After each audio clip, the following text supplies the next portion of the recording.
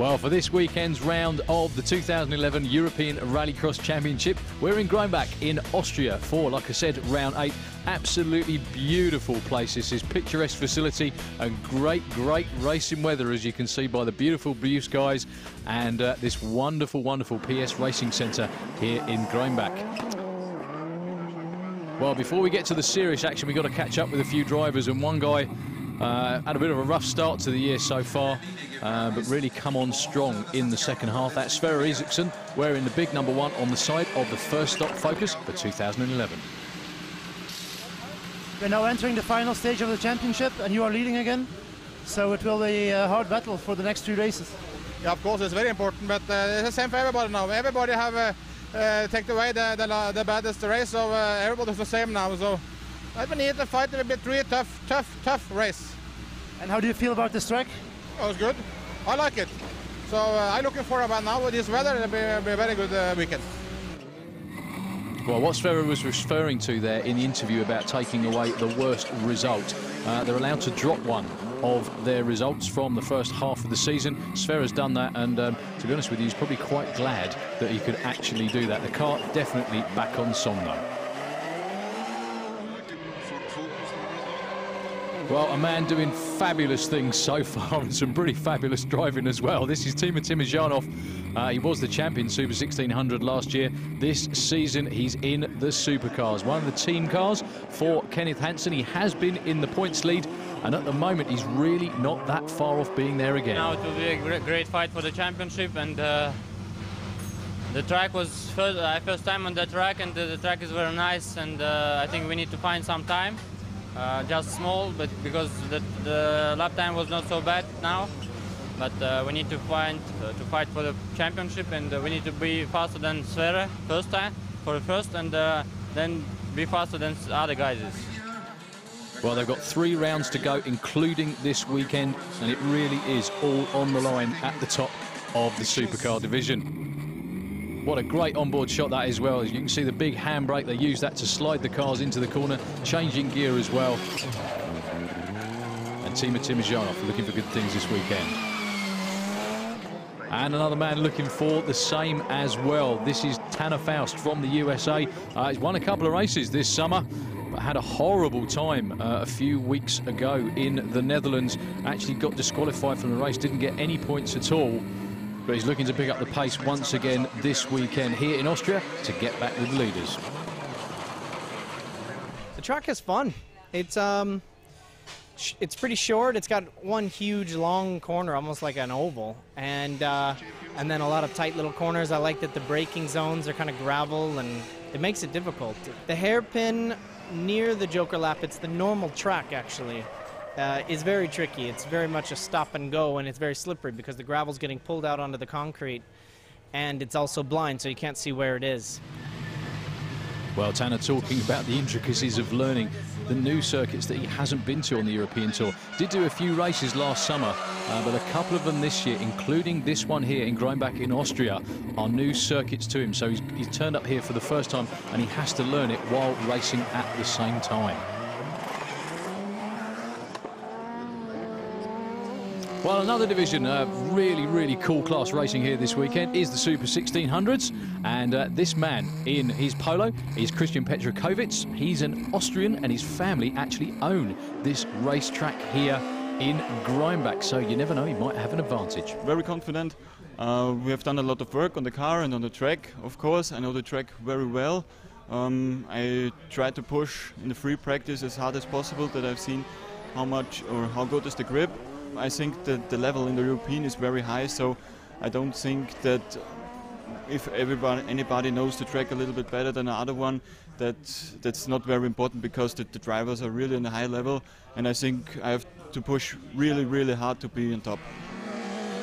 Well, there, Christian Petrakovic, I think, being a little bit modest. This is his home circuit, so can come out here and test whenever he wants to. And in free practice, was going quite a bit quicker than everyone else. Well, still looking confident and hoping to do well in front of the Austrian crowd. We're lining up the first heat today for the Super 1600s. We're going to see Christian Petrakovic in action. There he is, lining up on the inside grid. going out alongside Davy Johansson and Jaroslav Kalny with the number 5. He's in his old Peugeot 206 this weekend instead of the new 207, and you can see right out of the gate Christian Petrakovic with a great start and a lead already in this first heat of at least a couple of car lengths. Now, traditionally, obviously, as I'm sure you know if you watch this regularly, rallycross circuits are a combination of gravel or shale and tarmac, which makes the driving somewhat difficult and exciting as well. Like Tanner Faust just mentioned, you do get some of the dirt and the gravel being pulled onto the other parts of the circuit, which does tend to make it a little bit tricky and a little bit slippery as well. And again, quick recap how rallycross works in the heats. They have 3 heats. Whoever has the fastest time goes into the A final and so on, and then down into the B and C final as well in each classification. These are the Super 1600s, front-wheel drive, 1600 engines, very, very nippy little cars, and incredibly quick and great racing as well. And the way it works is they go 3 laps round the regular circuit, and the 4th lap, whether that be the 1st, 2nd, 3rd or 4th, one of those laps they have to take as what's called a joker lap. It's an extra corner on the circuit, and it really does add an extra element into the whole racing, because it mixes it up throughout the race, and you don't know who's going to win until the last corner most of the time. And as I've said before, I've lost my voice almost every single round of the championship this summer just because the racing is so exciting. And this time round, that's Christian Petrakovic going on the joker lap. You can see an extra long corner. It's much, much longer here than some of the other circuits we've seen at the PS Racing Centre. And he's back on the track and takes the win very, very convincingly indeed, with a big margin, making the other touring drivers there, Jaroslav Kalny and Davy Johansson, those 2 guys really are no slouches, and Christian Petrakovic put quite a bit of distance between himself and them.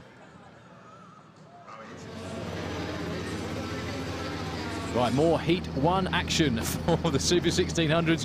Very exciting looking. Andreas Backerud, the points leader in the championship at the moment as well. Ulrich Linnemann, Clemens Meyer and Johan Larsson rounding out the field here. Like I said, 4 laps. You'll see some guys dart in and do the joker lap earlier than others, and Andreas Backerud with the inside track and takes the lead going into that first bend. Clemens Meyer really, really not behind him, but far behind him. And that's Johan Larsson with the number 6, the little Citroen, not far behind them as well. This circuit really, really is going to provide some great and very, very exciting racing here in Austria.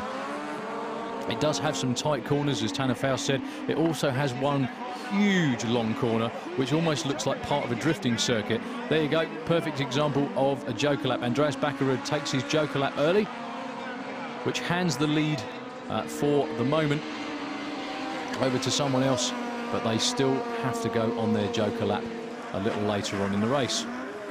But Andreas Backerud's had a great summer. He's only been beaten a couple of times on the European Tour, and the Gulf sponsored car really, really has been on song ever since the start of the season. Oh, that's Ulrich Linnemann there, missing the front part of the Peugeot. Doesn't seem to be impeding his progress, to be honest with you, though. He's still going quite quickly. But in the lead at the moment, that's Clemens Meyer. And the reason that Clemens is actually in the lead is because he hasn't taken his joker lap just yet. Andreas Backerud has been on his and catching everybody in front of him, including Ulrich Linnemann, quite quickly indeed. So Clemens Meyer coming towards the end of the race will have to go on his joker lap. There he goes, taking the long way round. Everybody else can go round the regular circuit. Let's see who gets out in front of him or not, as the case may be. And you can even hear the race commentator in the background getting pretty excited about it too. And it is Clemens Meyer taking the race win over Ulrich Linnemann. And championship leader, surprisingly, Andreas Backerud slots into 3rd place. That was a great race for the Super 1600s.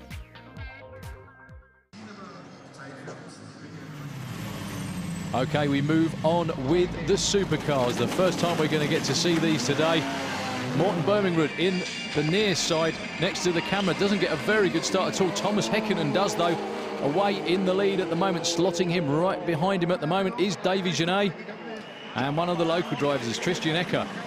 with the number 74 VW not far behind them as well. Now, Thomas Häkkinen with this car prepared by Per Eklund has had a pretty good summer. Once again, not had any fantastic round wins or anything like that, but been very, very consistent. Almost always makes the A final, even if it's towards the back most of the time.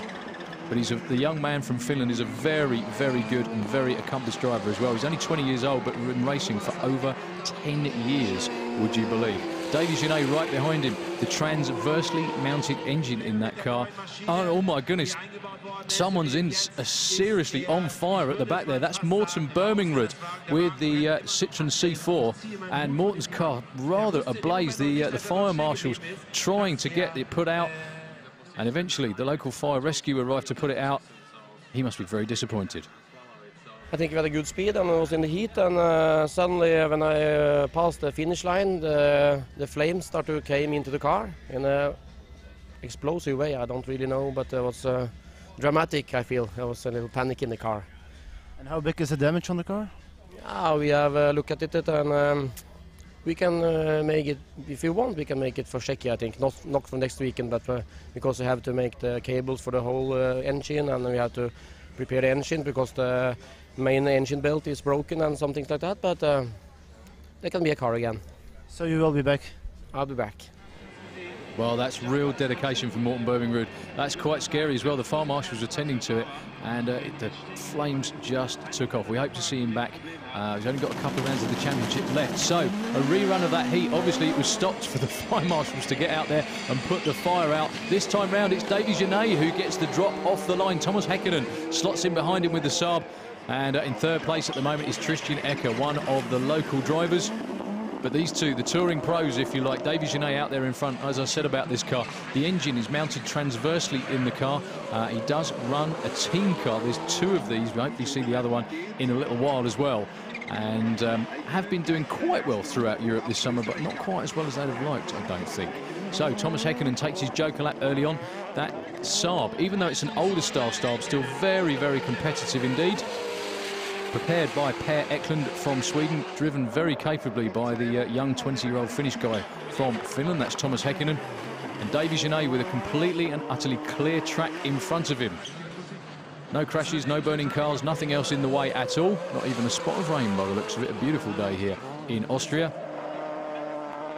And this time round he goes on his joker lap. Let's see if Thomas Häkkinen, who's already been on his, can get round the inside of that corner and come out in front of Davy Genet. This is the thing that makes rallycross so exciting these days, and he doesn't quite make it. It will be Davy Genet taking the heat win with a great time as well. So first blood of the day goes to the Frenchman. Thomas Häkkinen was second, and Christian Ecker, the local man, brought up third place. Well, these are the opening heats for the supercars. And this is more Heat 1 action. That was Stig-Olof Alfredsson. This is Timo Timojanov. We heard from him a little bit earlier on today. Liam Duran in the middle of the pack there, and right on the right-hand side is Mats Leeson. Oh, and Mats Leeson and Liam Duran come together in a rather spectacular way and end up almost facing each other. I bet the glares in there aren't too great. Stig-Olof, we're on board with him. You can see just out the left-hand side, just gets squeezed out. Liam goes one way, and, well, Mats Leeson had nowhere to go. Liam turned across in front of him, and they both came together. Well, the race surprisingly hasn't been stopped. So Stig-Olof Alfredsson is in the lead at the moment. Timo Timojanov, with a very, very banged-up looking Citroen C4, is right on his tail, trying to get past. You've got to think that that bumper is going to fold underneath the front of that Citroen. There you go, it does, and the bumper comes off in a rather untidy mess. Well, Timo sitting in the car can't see obviously what's happening at the front. He just knows he's still going and he's still in a race. It hasn't been stopped. There's Mats Leeson and Liam Duran sitting out by the side of the racetrack watching proceedings. They'd obviously rather be involved in it, but it was just one of those unfortunate first bend incidents, sort of everybody trying to get round that first corner first. And lots of bumping and banging going on, and unfortunately those two that were out. So Stig-Olof, this is the team car to Mats Leeson, who got banged up there. He's gone past his teammate's car a couple of times already. This time round, Stig-Olof goes the long way round, as Timo Timojanov, not too far behind him, does very, very well with only half the front of the car left, to be honest. So Stig-Olof takes a very unlikely, after the start, heat win. and Timo Timojanov the only other man standing at the end of that race. Well, one of the men caught up in that first bend incident is right here. That's Mats Leeson. The car probably not that badly damaged apart from the bodywork. Mats, what happened in the start? I actually don't know really yet. I haven't looked on the inboard camera, so it's difficult to say. But I was a little bit slow on the light, so I was a little bit after that. But after when I get to the second and the third gear, I had a really good speed. I was maybe a little bit before Timojanov, and yeah, I don't know what happened. It was I think it just was a race incident. But so I had to fix the car now and try again tomorrow.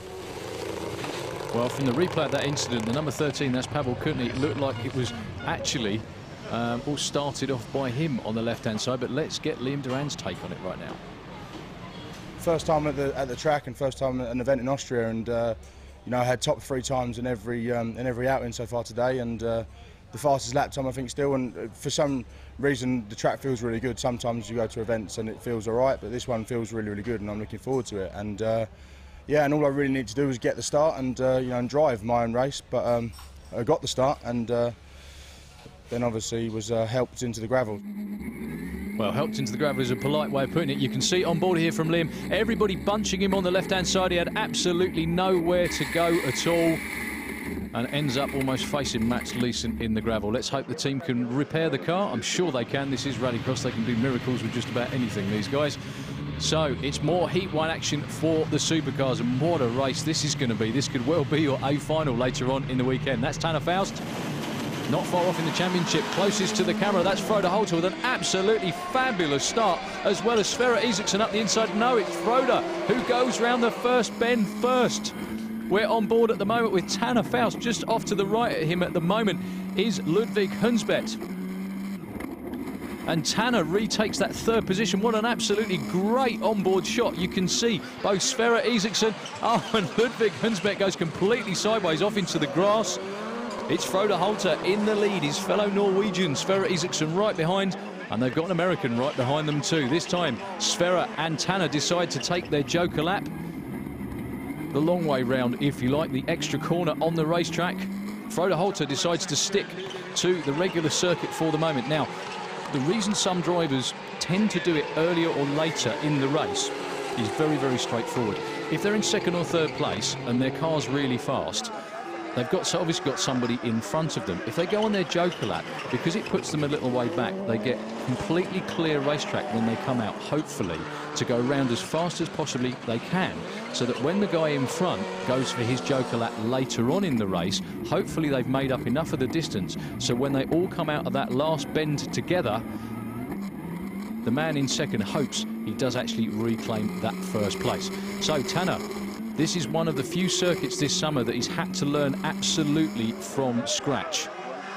Sverre Isaksson is leading him by a few seconds at the moment. Frode Holter is still quite a way out there in front, but as I said before, he hasn't been on his joker lap. Well, that's changing right now. Frode takes the extra corner, goes on his joker lap. Can Sverre Isaksson get round out and in front of him? The answer is yes, by quite some margin. There you go. Perfect example of exactly what I was talking about. The man in second place takes his joker lap early, gets a clear racetrack, goes much, much faster than when the guy in front goes on his joker lap. Hopefully, he nips back into first place, which is exactly what happened with Sverre Isaksson that time around. Frode Holter is still in second place, and Tanner Faust is in third at the moment. And also during the heats, the idea is they go out there and they set times. So it's not necessarily where they finish in the heats. It's all about the time they take from the start to the finish during that 4 laps. That's what sets up your A, B and C finals. Well, what a great win and a really dominating performance that time from Sverre Isaksson. Frode Holter with a battling second place, not bad for him at all. Tanner Faust slots nicely into third. Do you think you can find the speed to catch up at Sverre?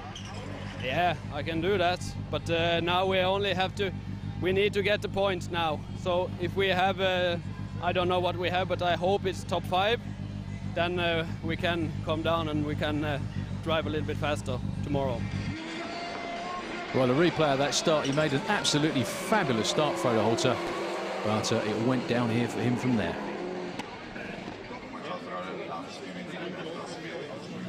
Well, another glorious day in Austria. This is action from the Sunday with the touring cars in Austria. These are rear-wheel drive 2-litre cars leading into the first bend. In the first race we're going to see is Derek Tohill wearing the #1 on the car. He is defending European champ for the touring car. Slotting very nicely into second place is Robin Olsen with the little Peugeot. And I think in third place, that is a Mitsubishi Colt, isn't it, folks? Yeah, I do believe someone has converted a Mitsubishi into a rallycross car. He's now in fourth place, so obviously me talking about him made him go backwards slightly. But Derek Tohill with the Ford, all the way from Ireland. The only man from Ireland that does the whole of the tour with the touring cars. And very successful he is indeed as well. Like I said, the #1 on the car denotes the fact that he won the championship for the touring cars last year. We have 3 divisions, or classes if you will, in European rallycross. These are the touring cars, like I said, 2-litre rear-wheel drive cars, normally aspirated, no turbos or anything like that on these. The Super 1600s are front-wheel drive 1600s, again normally aspirated, and obviously then you get the twin-turbo 2-litre supercars, which produce over 600 brake horsepower and just about the fastest thing on a combination of gravel and tarmac as well. But for this race, for the touring cars, Derek Tohill in front by a huge margin by the looks of it. Absolutely huge margin. Gives us a chance to check out a little more of the track here at the PS Racing Centre in Greinbach. And if you've never been to Austria, folks, it's a really great place to come for racing or anything, to be honest with you, skiing, or just come for the beer like everyone else does. It's a wonderful, wonderful place and a great addition to be back on the tour after a few years' absence. So Derek Tohill were not far to go at all. Well, about 3 seconds, actually. Taking the win very, very convincingly indeed in that heat. Robin Olsen was second, Fordor from Hungary was third, and Ivo van den Brandt from Belgium was fourth. Okay, more Heat 2 action lining up here for the touring cars here.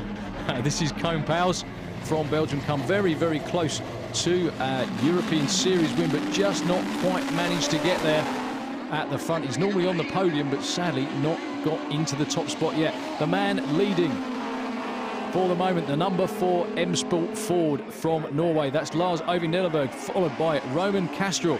Roman has won the last couple of rounds of the European Championship in rallycross for the touring cars, so he's a man on a roll at the moment. He's right there in the #5 Opel.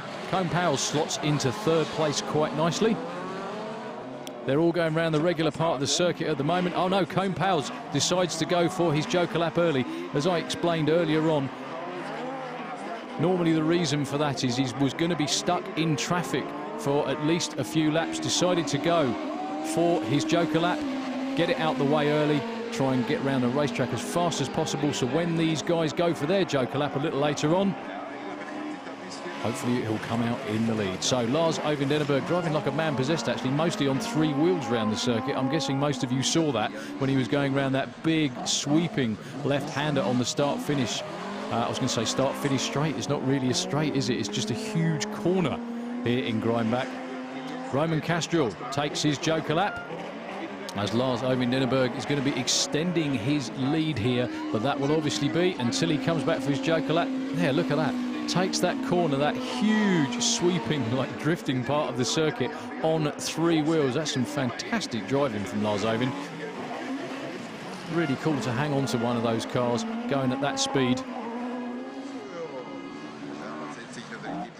for that long on 3 wheels. So definitely looking like the best bet for the heat win and the fastest time amongst this group of cars. Lars Øyvind Nelleberg takes the checkered flag, where he's been most of the season, actually. Roman Castrol second, little surprised to see him being beat, and Koen Pauws wasn't far off in third place. So this is back to the Super 1600s. This is the last heat we're going to be seeing before the break, and then everything winding up in the second half of the show towards those finals. So it's Andreas Bakarud, championship leader, away from the line again. Up the inside, that's Vadim Makarov in the Skoda. And Vadim from Russia is a previous autocross champion.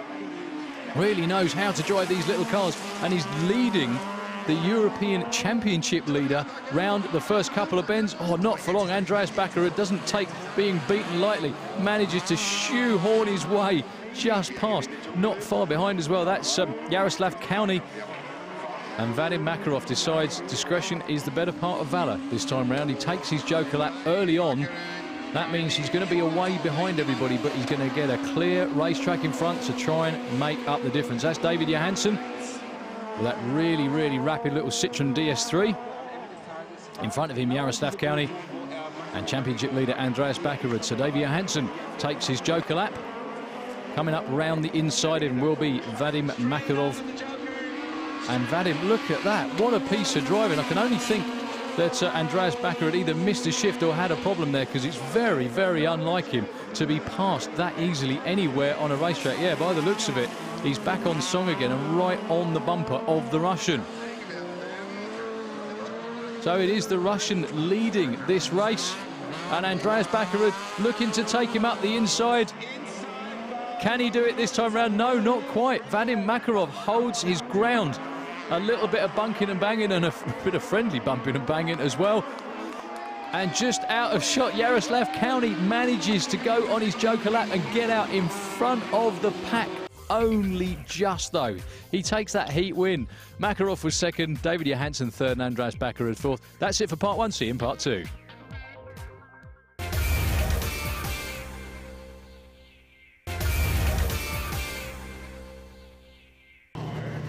Welcome back to the PS Driving Centre in Grindbacken. As if by magic, it's the PS Driving Centre car we're going to be seeing first here. Christian Petrakovic kicking off part two of our show from Grindback. On the inside, alongside him, Clemens Meyer, Jussi Jepperhelm, Ulrich Linnemann and Idar Rakhmatilin. Really, really big first bend bunching, but it is the local man from Austria. By the looks of it, leading around the inside. No, Clemens Meyer takes the lead from the local guy. Well, now we're going to see if Christian Petrakovic's local knowledge is going to pay off in the racing here today. This is Sunday action from Grindback, and he's in second place at the moment. You could even see PS Racing Centre on his car. By the looks of it, he's going to go round the inside this time. No, he goes on his joker lap. Clemens Meyer was going round the regular part of the circuit. So Christian Petrakovic decides that discretion is the better part of valour. The man probably with more racing experience on this track than anyone else. So Ulrich Linnemann now is in second place, out in front Clemens Meyer, but that's generally because he hasn't been on his joker lap just yet.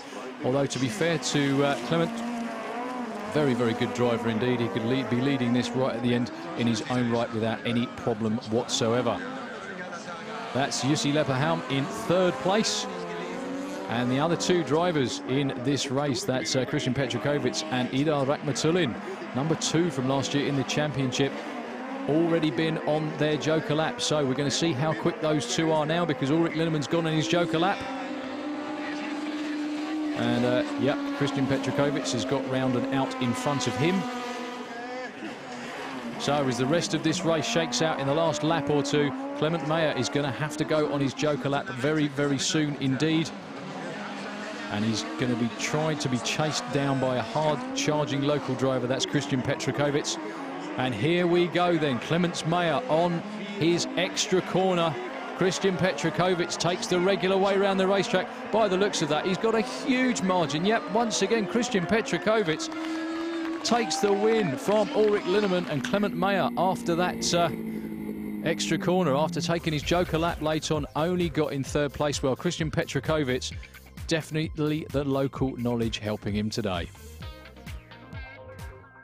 Now in the second heat I had the second fastest time because I had a little problem on the start.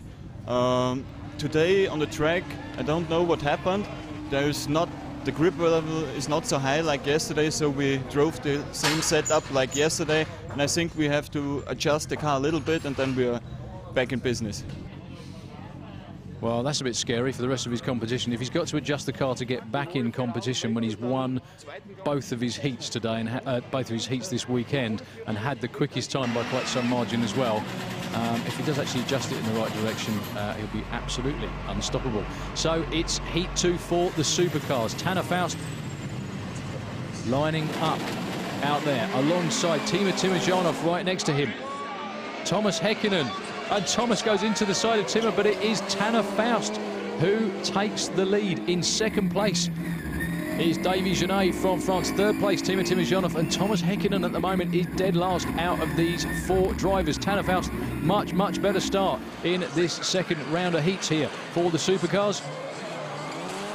Well, it's going to be interesting to see who goes on their Joker lap first. It's not Tanner Faust, it is Davy Genet. Takes the long way round right now, so he was right on the bumper of the American.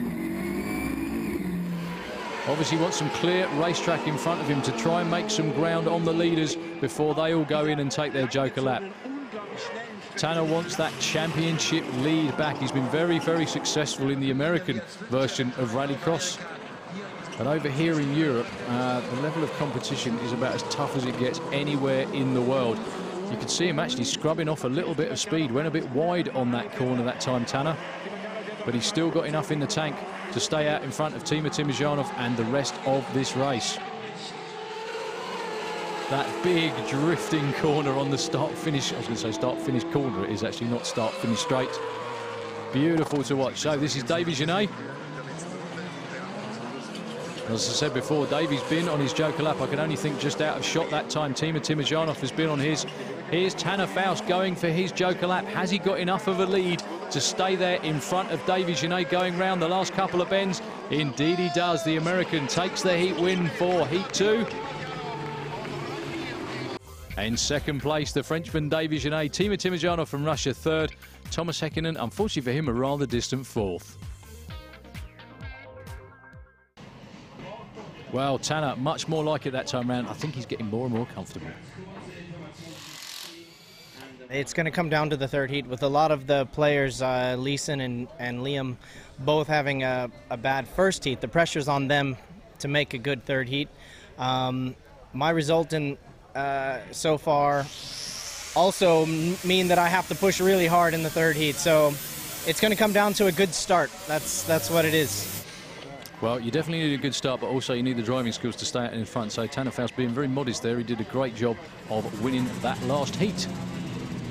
Well, more Heat 2 action. Stig-Olof Alfredsson from Sweden lining up next to him. Andy Scott from Great Britain. And that's Sverre Isaksson lining up next to his fellow Norwegian. Frode Holter doing his very best to run over the start line. Marshall, away they go up the inside. By the looks of it, it is Sverre with the quickest start. Frode Holter in second place. Andy Scott, although he looks like he's got second place at the moment, but can Frode Holter get him on the inside? Indeed he does. And Andy Scott goes quite wide that time. Stig-Olof Alfredsson goes into third place. Andy Scott in fourth.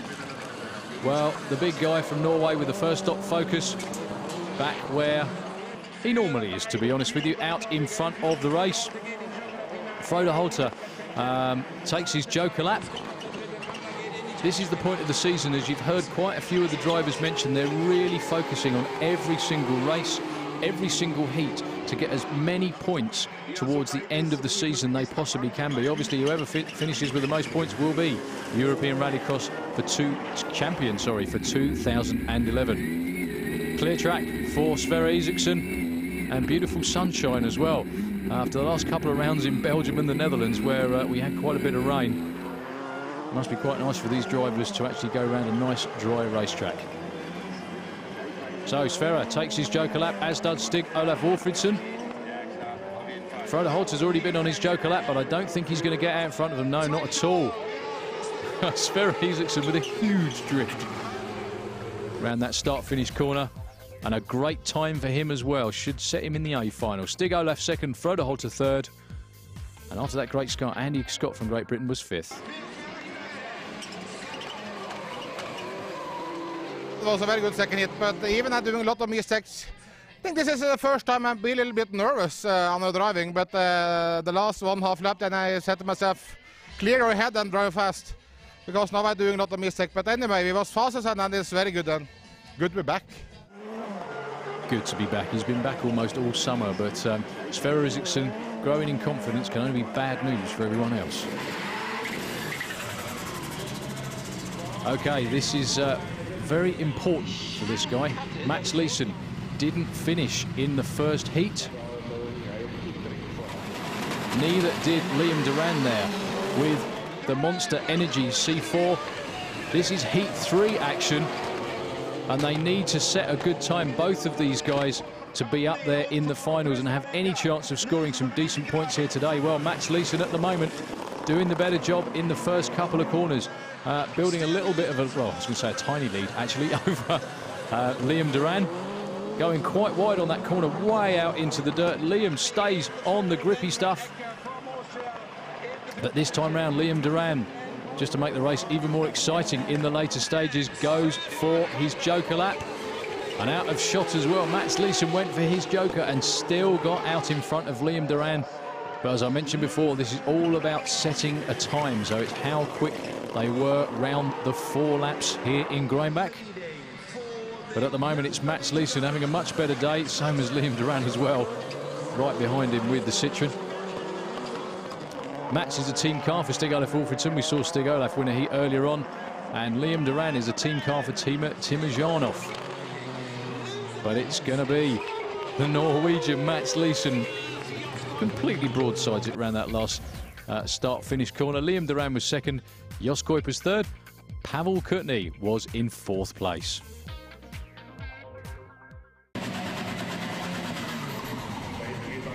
Okay, this is the last of the Heat 3 action for the supercars. Stig Olaf Alfredsson on the inside, Tanner Faust and Thomas Häkkinen. Tanner needs to get a good start and needs to get a good time as well. At the moment, he's holding it on the outside. Can he stay there past Stig Olaf Alfredsson? No. It's the Swede who takes the lead.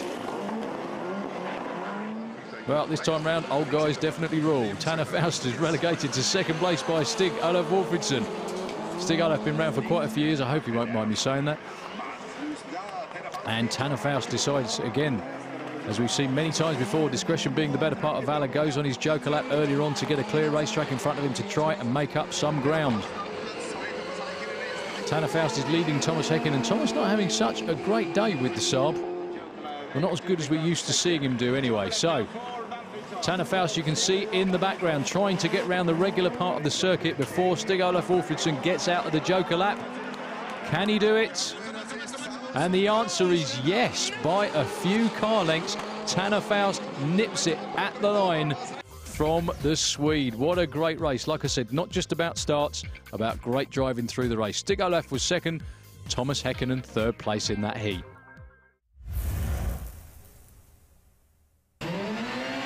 Well, this is the B final for the supercars. We've still got the A final to go. That's Thomas Häkkinen, we just saw him. He's in the B final for the supercar division. Timo Janov, strange to see him there as well. Don't forget, the winner of this heat moves forward to the back of the grid for the A final. And Liam Duran, what a driving job from the back of the grid, going all the way around the outside, and I think he ended up almost in the gravel. Just that little bit too much speed into that first corner, but he was trying so hard to get a great result with the Monster Energy C4. At the moment, though, it's his teammate Timo Janov in the lead.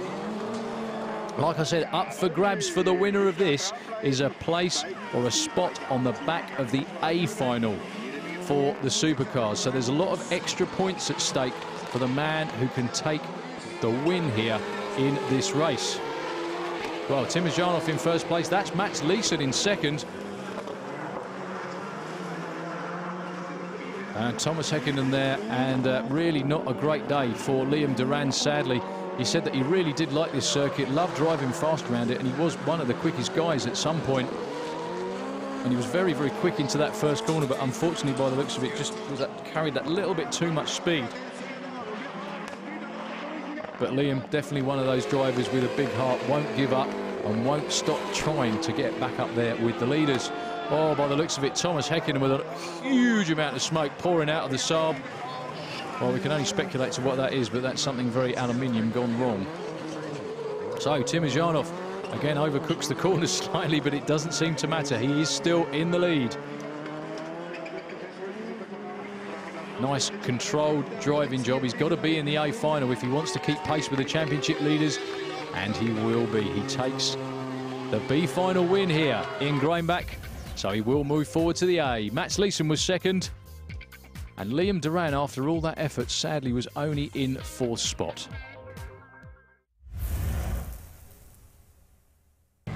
Okay, as the graphic says, it's the A final for the touring cars. We saw them early on today. That's Derek Tohill from Ireland, lining up against Cone Powers. No, that's Cone in the car. That wasn't him standing in front. Thank goodness, I think everybody says. And Roman Castrol out there in front as well, next to Lars Ovind Enneberg from Norway.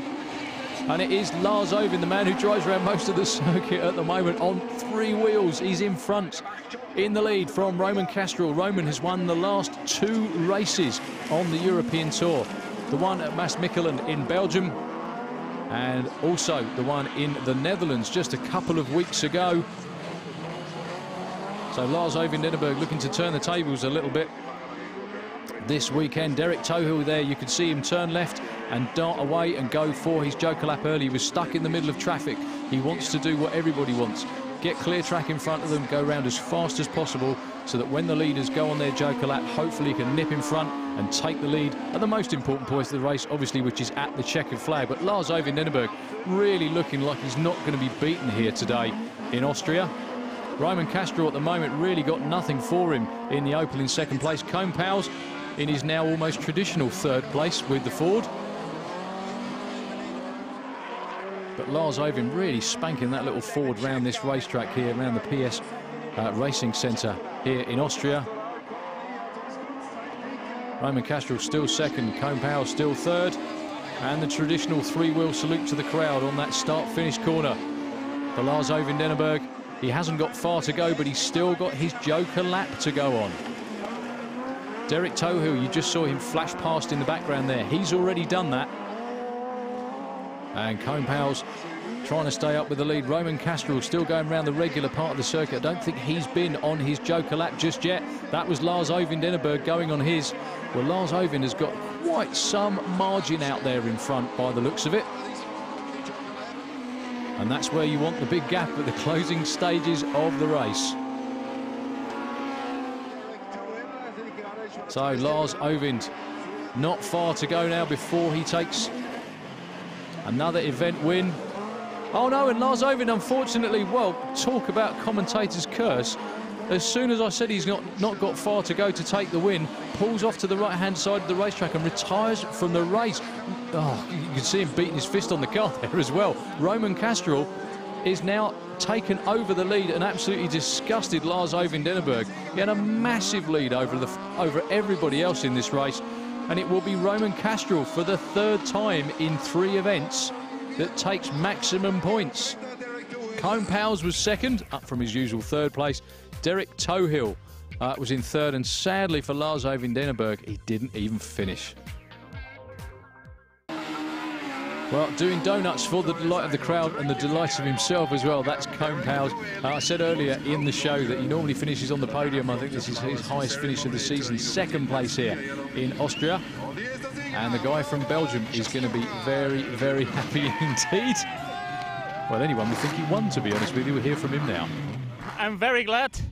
For the final, I thought, oh, this will not happen, because I was not sure that I could take the 3rd place, but I needed the 3rd place to recover my 3rd place in the championship, and now it's even better. It's the 2nd place. It's wonderful. Well, very happy Cone Powers indeed. Roman Castrol up the top of the podium, and Lars Ovind Enneberg, unfortunately, just wondering what might have been.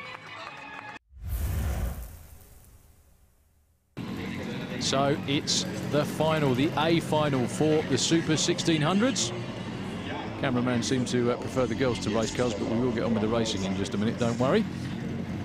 Lining up on the grid here, out at front, the local boy who owns and runs the racetrack. That's Christian Petrakovic, looking very, very confident indeed. And he's got the inside going into the first bend.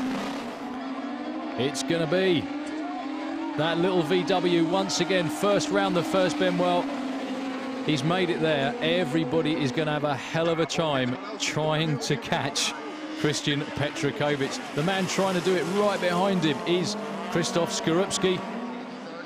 And Vadim Makarov, who had a great result in one of those earlier heats that we saw as well, is in third place at the moment. But the man with the local knowledge, the home track advantage, he's going to be wanting every round of the championship to be held here at this rate. Obviously that won't be happening, but I'm sure he'd like to think it is. That's Christian Petrakovic, and one or two drivers have noted throughout the weekend as well, and everybody watching, that he definitely takes a different line round at least one, maybe two of the corners to everybody else, and he was a couple of seconds at least quicker in the time heats than anybody else. Oh, but unfortunately, that's Petrakovic off to the side of the racetrack. It is Vadim Makarov that now takes the lead. Clemens Mayer second, and Ulrich Linnemann giving him a bump up the backside to say congratulations for getting second place. Well, what a huge surprise. And that was more than a bump up the backside, actually, by the looks of it, for Ulrich Linnemann. A caved-in right front wheel, and he moves off to the side of the racetrack. Quite a nice driving job not to hit anything else. But the man from Russia, the first time we've seen him all summer, Vadim Makarov, and Christian Petrakovic, after a perfect race so far. He was in the lead by quite some margin. And you can only now wonder what could have been. So Vadim Makarov in the lead. Clemens Mayer in second place. But the big difference, I think, as he locks up going round the corner. And out of shot. That time he went on his joker lap, so Vadim Makarov is still now quite considerably in the lead. Krzysztof Skorupski is now behind him, trying to chase him down. That's him in the remaining VW in the race. And he's already taken his joker lap. I'm not sure whether Vadim Makarov has actually been on his joker lap or not yet. We'll just have to wait and see. No, he hasn't, because this time round he goes on his joker lap. That will mean that Krzysztof Skorupski goes on the inside past him. Also Jaroslav Kauni as well. He's been on his joker lap too, nips past. And what a surprising end to the race. The two guys that have been leading it almost all the way through didn't do the most important bit, which was get the win. Skorupski takes the win. Jaroslav Kauni second place. Vadim Makarov still a great effort for third. And Clemens Mayer was fourth. Well, they're all very happy indeed, except this guy, sadly. Christian, you must be so disappointed in your home race in Abandon. I'm very disappointed because I had the speed. We had the things to win for the victory and go for the victory, but yeah, didn't really know what happened, but I think I hit the six-pack. Was a lot of grip in this corner, and I was too wide inside, and so I think this was the problem. Well, sadly for Christian Petrakovic, that was the end of his race, but the winner, Krzysztof Skorupski. The last A final of the day, the big one, the supercars. Tanner Faust looking very confident indeed. But probably not as confident as Sverre Isaksson. He's on pole for the A final alongside Davy Genet. Well, Davy moves slightly and Frode Holter goes on his own. Looks like Frode went about half an hour early, but it was Davy Genet that set him off. So Davy Genet gets a black flag for jumping the start. Yep, has to move away off the grid, looking very disappointed indeed. That must be so disappointing after being on the front row of the grid for the A final. So Sverre Isaksson a long way out in front on his own now. Tanner Faust in second place. I was going to say slots, but bumps his way into second place. Stig-Olaf Wolfridsson gets into third. And right behind him is a hard-charging Frode Holter with the Volvo. Well, it's hard to see in all the dust where everybody's gone, to be honest with you. So round the corners they go, and it's Sverre Isaksson in the lead. Tanner Faust decides to take his joker lap nice and early to hopefully get a clear racetrack in front of him. Look at that, what a fight that is for second place. And it's Timo Timojanov that comes out of the corner in second place ahead of Stig-Olaf Wolfridsson. Well, that's why Rallycross is so exciting.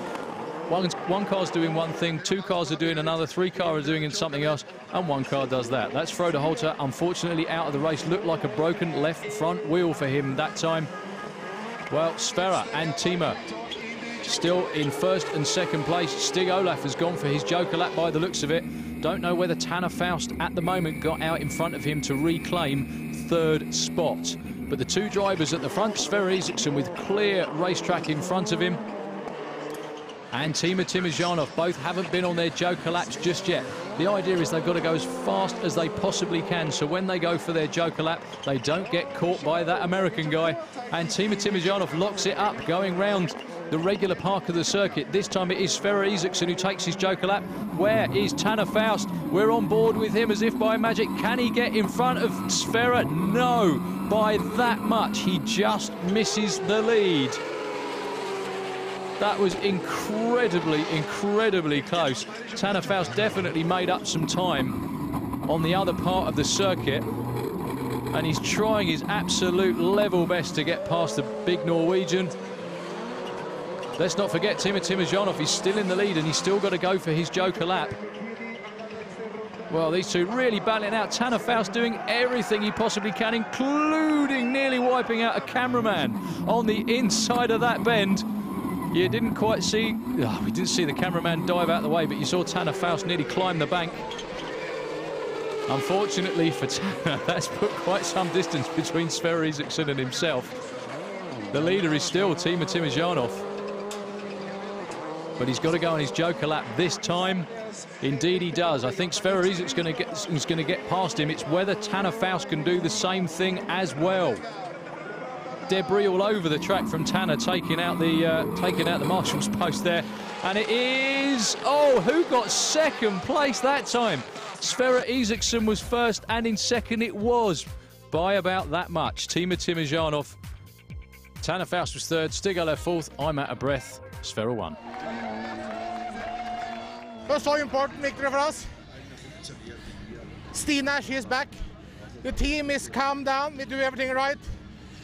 I'm not so bad myself, so thank you for everybody to make this happening. It's a dream now. I take Österreich 2 now. Ah! The final was perfect. Brilliant B-final, start from the start. I'm first and finish first. Here I think it's the main points what I have to take, because it's difficult to fight with Sverre here.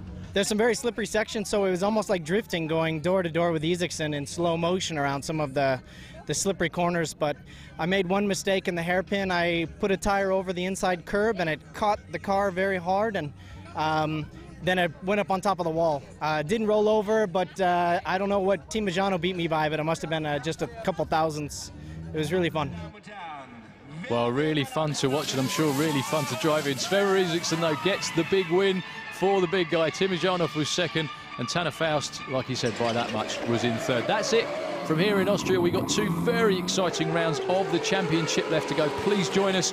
It's going to be absolutely down to the wire. Those three guys are right on top of each other. We'll see you then.